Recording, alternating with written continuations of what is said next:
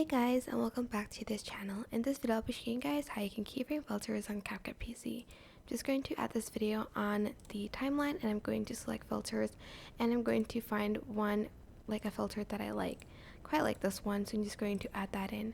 For instance, I want the original color to fade into this filter, so I'm just going to simply add a keyframe at the beginning, put the strength to 0, and in the middle I want to put the strength up to 100. And for instance, at the end I want it to fade back to its original color. I'm just going to put the strength back to 0%, and this is what it should look like. As you can see, it fades into that filter and then it goes back to that original color again if you want it. If you don't, just delete the keyframe. And that is it. Hope this tutorial was helpful for you guys. Don't forget to like, comment, share, and also subscribe to this channel if you haven't done that already.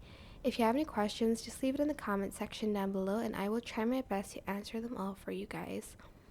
If you found this video helpful, please click the thanks button above the description box down below. Thank you so much for watching. Bye!